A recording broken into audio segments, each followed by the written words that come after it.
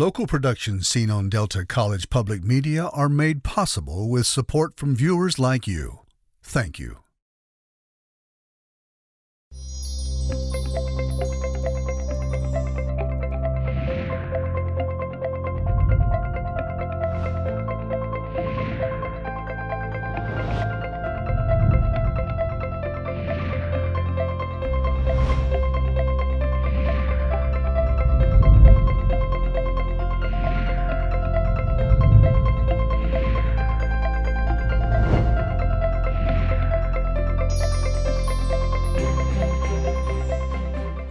Hello, everyone. Thank you for joining me today for Junia Doan's The Spark. I'm Junia Doan, and with me is Tom Valent, President of Gerace Design Group and Executive Vice President of Gerace Construction Company, and the Dean of the Charles W. Howard Santa Claus School, located in Midland, Michigan. Welcome, Tom. Tom, you've had such an interesting life to date in Gerace Design and Construction, two different companies, excuse my eyes, and also to the Santa Project, I'm going to call it. So tell us about your early life and how you came to one and then the second one as well. Well, all right, I'll let you know. I was born and raised on a dairy farm in southern New York, southwestern New York, Salamanca. I really liked farming. I thought I'd go into farming, but I ended up going to Michigan Tech for agricultural engineering, and then I switched over to civil engineering, and I graduated 1973, and I came to Midland right after that. Thought I'd stay here a short time, and I really enjoyed working with Frank Gerace, and it's been great there. It has been wonderful. We've built a lot of different structures, but right now we pretty much major in dams. I am a dam engineer and a dam contractor. But we also do regular commercial work and residential work also in the area. But with that comes my interest for portraying the image of Santa. I'll go back to my childhood on that dairy farm. And I remember Santa coming every Christmas Eve. I remember sitting in the window, the dining room window, looking out, waiting for him to come. He'd always come. He never let us down. He drove that blue Jeep just like my neighbor had. He had a German accent just like my neighbor had. And he didn't have the best suit. He didn't look the best, but to me, that was Santa. And I know how good that made me feel. And it made me feel good. And I remember that every visit that he did almost. And when I moved to Midland, I married this wonderful lady, Holly. That's her real name. We didn't change it. And after we're here a little over a year, we had our first child. And when we had our first child, I thought, man, I had this whole different perspective on life, or somewhat different. And, I was going to be a dad, so I was thinking back, or I was just contemplating maybe what would it be to be Santa. I'd love to be Santa because I knew that was important to me when I was young. So long story short, I became Santa. I wasn't that good the first year. Then I heard about a Santa school. The Santa school happened to be from Albion, New York, not too far from my hometown, but it was actually going to be run that year in Bay City, Michigan. So it was easy for me to get there. I was working long hours, almost daylight to dark out on a construction site. I love that part. I love being outside. I just really love being an engineer and a contractor. Like most people's lives, the best part of our lives are our family and staying close and dear to the ones we love. That's really more the best part of my life, and without my family support, my lovely wife Holly, I wouldn't be able to enjoy life like I do. She actually made me my first Santa suit. She's probably going to listen to this interview, but I'll be honest, it wasn't that good. And then after the second year, after going to school, Santa school, I invested in this really good Santa suit, real similar to the one that I use now. But I want to clarify something. I put on a Santa suit. I portray the image of Santa. I never think I am, and I'm not the real Santa. The real Santa Claus is a spirit. It stands for love and giving, and it changes in our minds and in our lives as we grow and get older. But if there's young believers listening to this, it might help you understand how things are going to go. But I want everyone to understand and believe that there really is a Santa spirit, and it stands for love and giving. That's real important to me. So anyways, I got, after my education at Santa Claus School, the Charles W. Howard Santa Claus School, I got this wonderful Santa job at the mall, still doing construction, but I'd work, on weekends at Circle Mall. If some of us remember what that is and some don't, but it was great. I loved it. And then in 1986, the Midland Foundation asked Frank Gerace to put our company to put a new Santa house up down where the Santa house is in Midland. So Frank made the mistake asking me to help with a design. They had another fellow that originated some plans, but I honestly,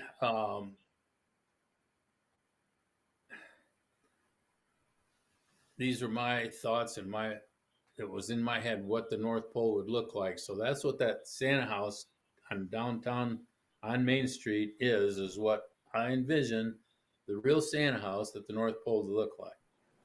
There's been a few additions on the Santa house, the glockenspiel, and the back of the Santa house where Santa's room is, and there's some nice restrooms. Now, I can go on and on about Santa house. That's a whole different part of my life too. Wait, before I get off, in case I don't get back to it, I gotta tell you, Holly and I, we do the inside. We do all the animation. I call that a hobby. Maybe a hobby gone bad, but we do all the animation so it looks like the North Pole in there. There's 50 some elves in there. There's a lot of trains, a lot of toys being made. It's people line up. They wait in line to come see Santa. We make it a wonderful visit for them. The community loves the Santa house, and all the families love the Santa house. When I got to Midland, it started the same time we built the Santa house because we had a facility to have the school in. The school started in Albion, New York by Charles W. Howard, and today we call it Charles W. Howard Santa School. We just celebrated the 85th year. He started it in 1937. Charlie was a Macy's Day Parade Santa. He also was a farmer and a toy maker. And he saw a great need for good Santas. And to this day, we use, 80% of our class maybe is from his original textbook lesson plan on how to train Santas. And we still use it today. We've added a few things. The school, we set it up when it got to Midland as a nonprofit. But the school was always small, 5, 10, 15 people in New York. It moved to Bay City, Michigan, and then we're talking even a lesser number of students each year, and that was fine. I loved it. When I went to school, there was one other Santa being trained. and it was at Nate Doan's house. Nate and Marietta Doan. Marietta is still with us. Nate has passed. Uh, she's a wonderful lady, and we just love going to Santa school. And Holly never could figure out. I never took a vacation. I never took time off. Why was I taking 3 days off to go to Bay City to learn how to be Santa and go to Santa school? Well, I got her to go after the second day and first day maybe, and she understood why I was going. And I could get into what we learn at Santa school. We learn a lot of good things, but I'll tell you, our Santa schools, Holly makes this happen. We study the art of Santa and the heart of Santa. Without that love and understanding what you're doing, Santa, and how important that Santa visit is, you just won't have that true Santa spirit. And I like to believe that we help people learn love and giving by being a good Santa. We've taught the Santa school in different countries. I'm going to try to guess on some of these. Switzerland, Greenland, England, Sweden, Norway, and it was a lot of fun. We haven't gone overseas lately. Lately, the overseas folks are coming here.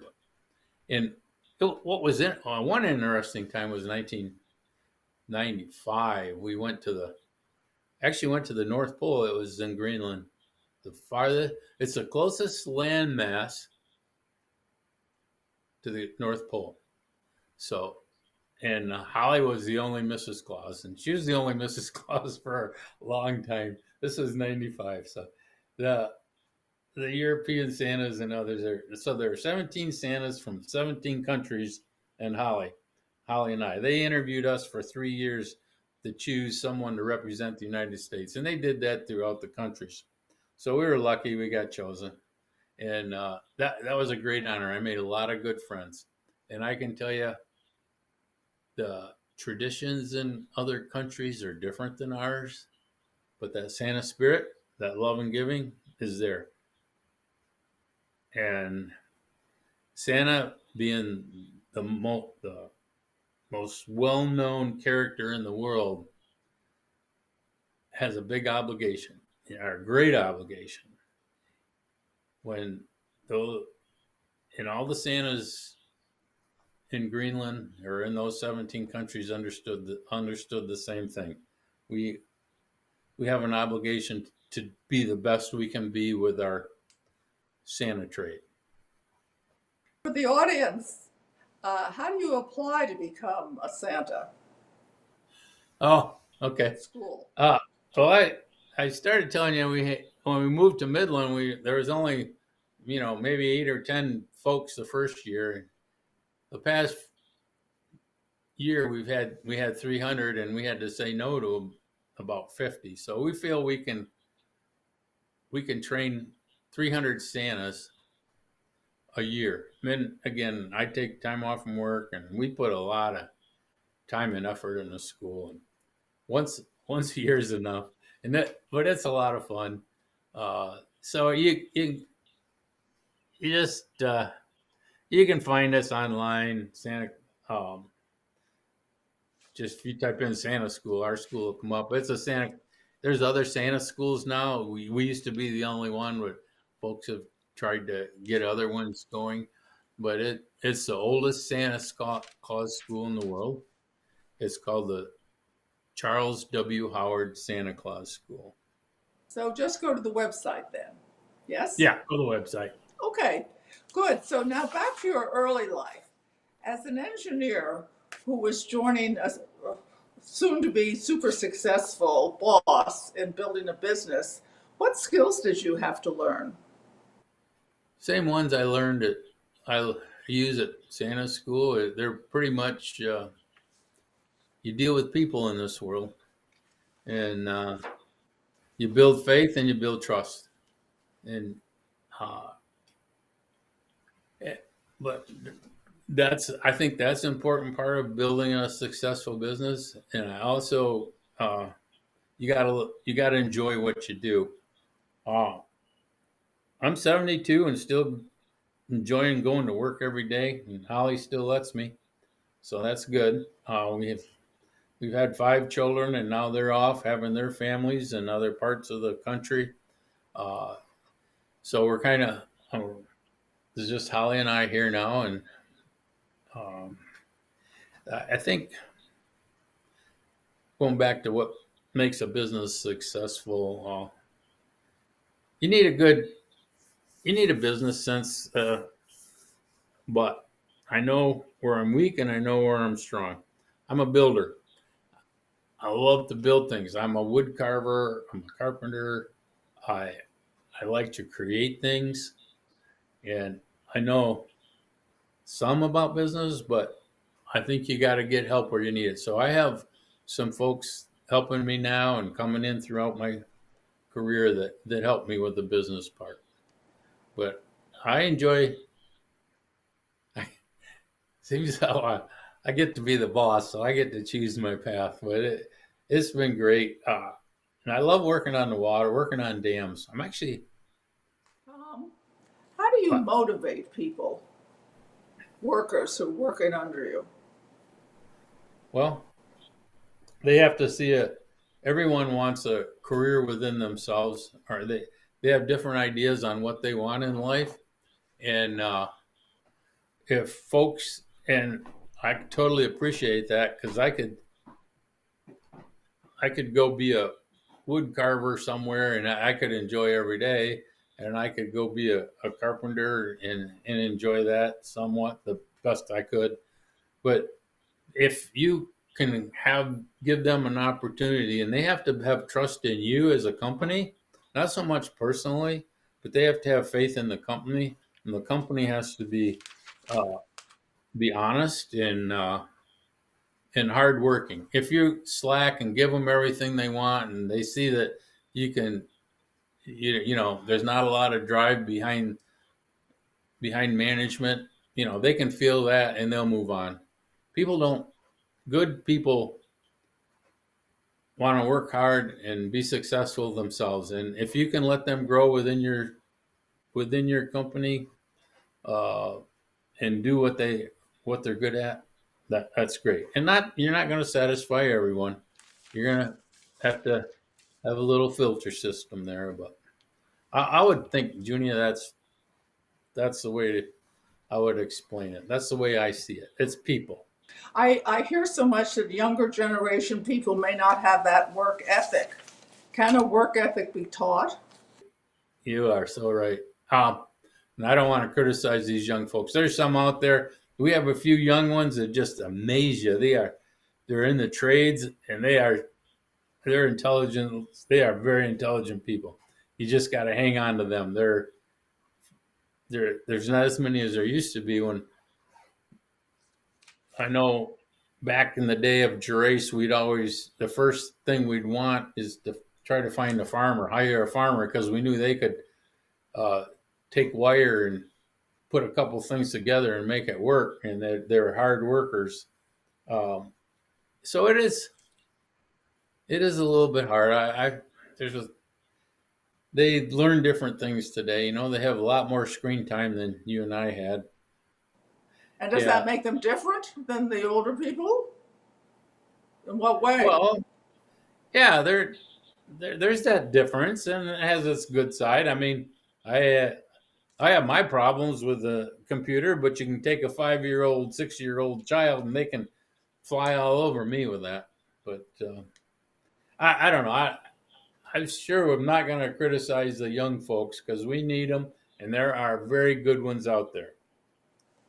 So, what I hear you keep saying, that a sense of mission, a sense of purpose, grounded in love, is how you design your life inside and outside, your interior world, as you call it, or your career within, and outside. Am I close to being right or not? Well, yeah, you're absolutely right. again, I don't think anyone can be successful by themselves and call it success. They might have a better income doing something on their own, but to have a solid, successful business with people involved where you're helping other people, that's the key too. If you help someone, Junia, you feel good. You feel good about it when you do. I know that. So when I help someone in the construction industry, when I help, say, an owner get a project completed on time and under budget, when I help one of my tradespeople support their family, when I when when Gerace Construction has employees that people want to stay and have a career with us, the young people, man, do I feel good. And when I and you just there's not a better thing in the world. Money can't buy that, but good things come when you help other people. Maybe this is too personal a question, but you think so highly of Holly and you've been a team for so long. What has she taught you? Oh, Holly, she does everything for me. Uh, if without her, I'm nothing. We're together on in this world. We've yeah, it's she's everything. We get up early and we spend time together before I leave. We she knows she knows every move I make. She doesn't really get involved in construction too much, but she knows every almost all our employees at Drace. And of course she knows all 300 Santas that come to Santa school every year. But I'm constantly getting groomed. I'm still in training, and we I'm just so fortunate to have her with me. I just can't say enough. So when a Santa gets a tough question, like when is my mommy coming home from the hospital, or I don't think my mommy loves my daddy, or anything. How do I get rid of my younger brother? I don't like him. Oh, How does Santa talk about these things? yeah. Well, the younger brother one, that would just be fun to talk about. And when you talk to children, yeah, you don't just talk to the child, you talk to the family. Hopefully, you get the whole family involved in these conversations. Uh, so I'll go back to your first one, the tough one. Number one, Santa doesn't promise anybody anything. A good Santa will not promise. Even if mom's saying, "Oh yeah, yep, we can do it," and Santa doesn't promise anything. It'd take the wonder out. It, it would take that surprise out. So we don't promise anything. But if a child comes up and says, what I want my mommy to come home for Christmas or something tough, your daddy. There's a lot of them, and your Santas get these. What we teach at Santa School is I have this little empty book in my pocket, and I pull it out, and I said, I can't. I'm good at toys. I'm real good at toys, but bringing mommy home is. I don't. There's one thing I can do, and I can say a prayer. I can say a prayer for you and mommy on my way home tonight. And what I do is I take out the little book and I get my pencil and I make sure I ask them how to spell their name if there's of spelling age, and we write their name in the book, maybe mommy's name, and but I told you we don't promise anything, but that's one promise Santa can keep. So when I do that, I do pray for that child and whatever they're asking for. Tom, Whether I it's have to interrupt because, as I say, the clock keeps moving and we're out of time. But I'd like to do a very short summary of what I personally have learned to you. Commit you talk Santa, I think it's your life, to love and giving. Respect other people and be trustworthy. Out of that comes everything.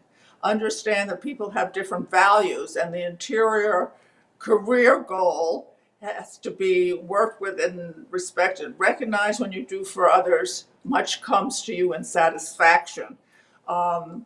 Always leave people with a sense of possibility and and of well-being. And I really like the idea of when you're Santa, you're not just talking to the child, you're talking to the family. And maybe when we talk to each other, we're not talking just to that person, but to what do I want to say, the essence and in other people with whom they're closely connected. We can have a talk on that someday. But anyway, I'm grateful for you. Probably know I end every program with, please go out and do something kind for someone you know and someone you don't know, and do it every day. So thanks everybody for tuning in. Thank you, Tom, and we'll see you next time. Thank you. To contact Junia, send her an email at juniadonsthespark@gmail.com. For more information, program schedules, and news about future guests, go to www.juniadonthespark.com. Thank you for joining us. See you next time on Junia Doan's The Spark.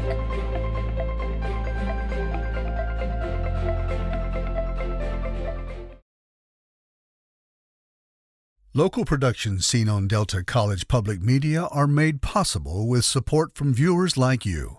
Thank you.